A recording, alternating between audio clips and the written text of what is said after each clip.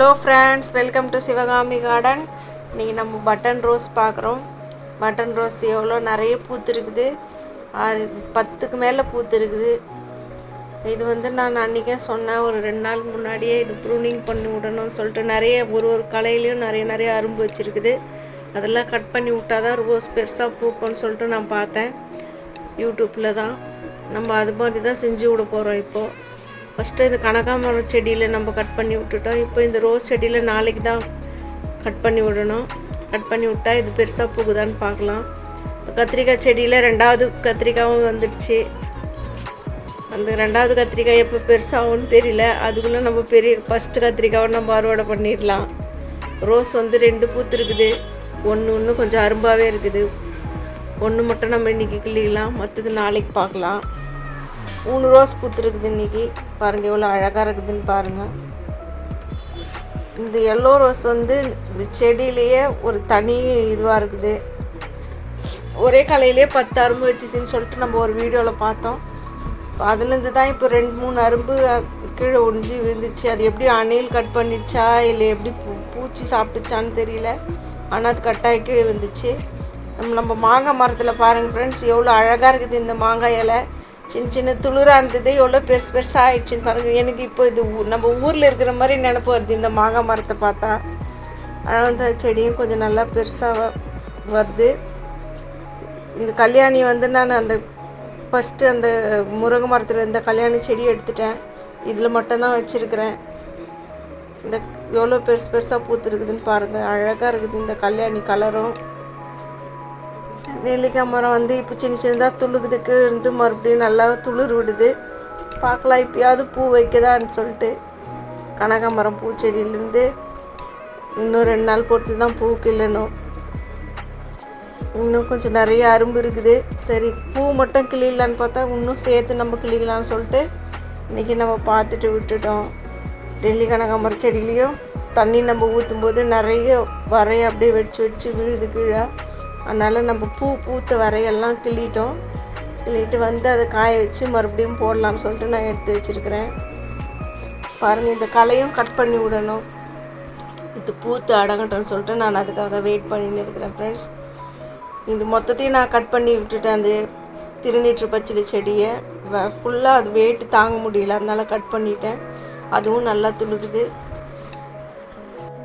நம்ம கனகாமரம் பூ தான் கிள்ளலான்னு சொல்லிட்டு பார்க்குறேன். ஆனாலும் இன்னும் கொஞ்சம் நிறைய ஆன பிறகு கிளிக்கலான்னு சொல்லிட்டு விட்டுறேன் நான். அரளி செடியிலையும் இப்போ பூத்துருக்குது. நிறைய தான் பூத்துருக்குது. நிறைய ஒரு 10 பூக்கிட்ட பூத்துருக்குது. நாளைக்கு அது பூஜை பண்ணும்போது வைக்க வரோம். பூஜைக்கு தான் யூஸ் பண்ணுறது செம்பருத்தி, அரளிப்பூ எல்லாமே. செம்பருத்தி இன்றைக்கி நிறைய பூக்கலை. சரி, அரளிப்பூ தான் இப்போ பூத்துருக்குது. அரளி, ரோஸு, பன்னீர் ரோஸு இதெல்லாம் மட்டும் நான் இன்றைக்கி எடுத்துகிட்டு வந்தேன். அவரைக்காவும் எடுக்கலை. பார்க்கலாம், நாளைக்கு தான் அவரைக்காவும் எடுக்கணும். பாருங்கள் எவ்வளோ அழகாக இருக்குதுன்னு பாருங்கள். இது கலரும் அழகாக இருக்குது. நித்திய கல்யாணி மாதிரியே இருக்குது. இந்த அரளிப்பூவும் இன்னும் எல்லோ கலர் அரளி இருக்குது. அதை விட இது கொஞ்சம் நல்லா அழகாக ரோஸ் மாதிரியே இருக்குது இந்த பூ. நீங்களும் வச்சுருக்கிறீங்களா உங்கள் வீட்டில்? பாருங்கள், நீங்கள் என்னென்ன கலர் வச்சுருக்கீங்கன்னு சொல்லிட்டு எனக்கு கமெண்ட்ஸில் சொல்லுங்கள் ஃப்ரெண்ட்ஸ். செம்பருத்தி ஒரே ஒரு பூ தான் பூத்துருக்குது. இதையும் மறுபடியும் இந்த பூத்து அடங்கினோடனே இதையும் நம்ம கட் பண்ணி விடணும். அதுக்காக நான் வெயிட் பண்ணின்னு இருக்கிறேன். கட் பண்ணலான்னு பார்த்தா எல்லாத்துலேயும் அரும்பு இருக்குது. கருவேப்பிலை செடியும் நான் அது ரெடி பண்ணின்னு இருக்கிறேன். தொட்டி வேறு எடுத்து பெரிய தொட்டியில் வைக்கலான்னு சொல்லிட்டு பார்த்துன்னு இருக்கிறேன். வெங்காயமும் பார்க்குறேன். வெங்காயத்தாள் காயமான்னு சொல்லிட்டு அதுவும் இன்னும் காயலை. அதுக்கு கொஞ்சம் டைமாகவும் போல் இருக்குது. வெங்காயத்தை எடுத்துடணும். நம்ம இந்த செடிக்கு எப்படி நம்ம தண்ணி ஊற்றுறோன்னா தினமும் ஒரு 2 நாளைக்கு ஒரு முறை நம்ம அந்த காஞ்சி போன மக்கின எருவு நம்ம தண்ணியில் கலந்து தான் நம்ம செடிக்கு கொடுக்குறோம். பாருங்கள், கொஞ்சம் எருவு போட்டு நம்ம அதில் தண்ணி ஊற்றி 5 லிட்டர் தண்ணியில் கலக்கி நம்ம எல்லா செடிக்கும் கொஞ்சம் ஊற்றணும். 2 நாளைக்கு ஒரு முறை, 3 நாளைக்கு ஒரு முறை அது மாதிரி நம்ம ஊற்றும்போது செடி நல்லா நம்மளுக்கு பூ வைக்குது, நல்லா இருக்குது. செடியும் காஞ்சி போகாமல் நல்லா இருக்குது. நல்லா துளிர் வருது. நீங்களும் அது போல் கொடுத்து பாருங்கள் தண்ணியை. நம்ம ஏன்னா சாணமும் நம்ம உரமும் அப்படியே போடுறத விட நம்ம தண்ணியில் கலந்து அதில் கொடுத்தோம்னா நேரடியாக போகுது அது செடிக்கு. நீங்களும் அது போல் செஞ்சு பாருங்கள். நீங்களும் அதே போல் செஞ்சு பாருங்கள். நான் 2 நாளைக்கு ஒரு முறை வந்து நான் அந்த தண்ணி இது மாதிரி எருவு கலந்து தண்ணி ஊற்றுவேன். கம்போஸ்ட்டு தண்ணியும் நாங்கள் ஊற்றுறேன். கம்போஸ்ட் உரமாகவும் போடுறேன். பாருங்கள் கத்திரிக்காய் எவ்வளோ நல்லா இருக்குதுன்னு பாருங்கள். எப்சம் சால்ட்டும் நான் போடுறேன். எல்லா செடியிலையும் ஒவ்வொரு செடியிலையும் ஒரு அரை ஸ்பூன் போட்டு நான் மண் கலரி விட்டு அப்புறமா தண்ணி ஊற்றுறேன். ஸ்ப்ரேவும் பண்ணுறேன். நான் 1 ஸ்பூன் 2 லிட்டர் தண்ணியில் போட்டு கலந்துட்டு செடிக்கு மேலேயும் ஸ்ப்ரே பண்ணி விட்றேன். அதுவும் நான் வீடியோவில் உங்களுக்கு நான் போட்டிருக்கிறேன் பாருங்கள். எப்சம் சால்ட்டு வந்து ஆர்கானிக் உரம் தான் சொல்கிறாங்க. நான் அதுவும் யூஸ் பண்ணுறேன்.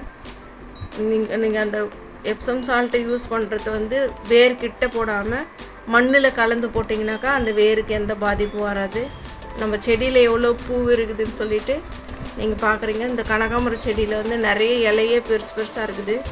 இலைங்களே மொத்த சத்தும் எடுத்துக்கினாக்கா நிறைய பூ வைக்காதுன்னு சொல்லிட்டு நான் யூடியூப்பில் தான் பார்த்தேன். அதனால் நம்ம இந்த இலையெல்லாம் கட் பண்ணிடுறோம். இலையை கட் பண்ணிட்டு விட்டோம்னா மறுபடியும் இதில் நிறைய பூ வைக்குதான்னு சொல்லிட்டு நம்ம நாளைக்கு வீடியோவில் பார்க்கலாம். இந்த வீடியோ உங்களுக்கு பிடிச்சிருந்தா நீங்கள் லைக் பண்ணுங்கள், ஷேர் பண்ணுங்கள், சப்ஸ்கிரைப் பண்ணுங்கள். Thank you friends.